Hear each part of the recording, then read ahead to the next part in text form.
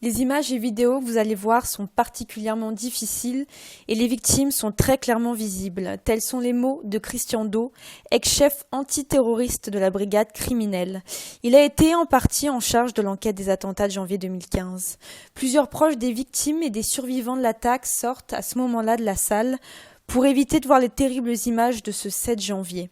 Avec un ton imperturbable, l'enquêteur commence à nous montrer les photos sur écran géant de la rédaction de Charlie Hebdo, quelques minutes après l'attaque terroriste des frères Kouachi.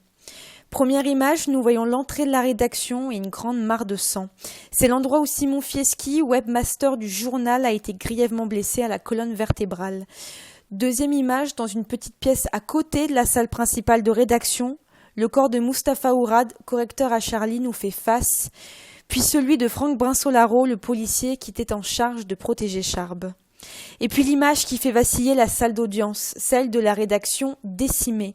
À la vue de l'horreur, plusieurs proches des victimes, dont Chloé Verlac, l'épouse de Tinius, sortent en larmes et en suffoquant dans les bras des psychologues.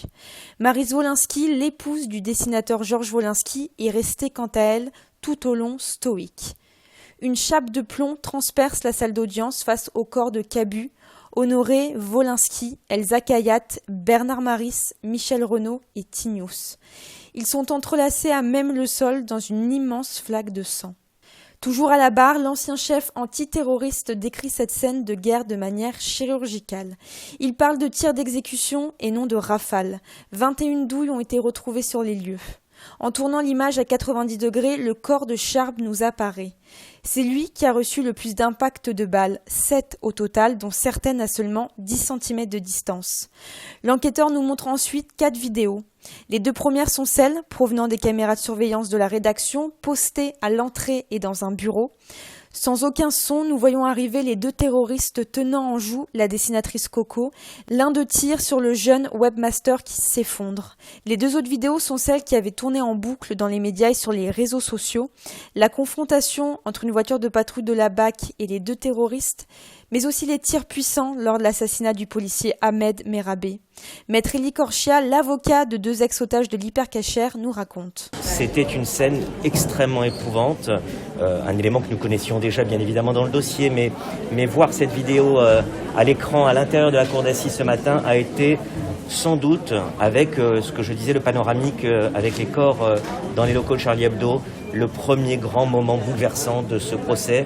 Et nous avons pu voir ce matin non pas seulement une scène de crime, mais quasiment une scène de guerre. C'est donc une salle d'audience qui ressort complètement bouleversée et paralysée après la diffusion de ces images de carnage insoutenables. Maître Cathy Richard, avocate du fils de Bernard Maris, très émue, a évoqué des machines de guerre. Il va falloir mettre de l'humanité dans ce procès. Parce que ce qu'on vient de voir, c'est inhumain. On a vu des machines de guerre. Demain aura lieu le début des auditions des parties civiles avec celle de la famille de Frédéric Boisseau, le premier homme à être tombé sous les balles des terroristes, mais aussi des témoins des faits comme le journaliste rescapé Laurent Léger ou la dessinatrice Coco. Au tribunal judiciaire de Paris, Églantine Delalleux pour RCJ.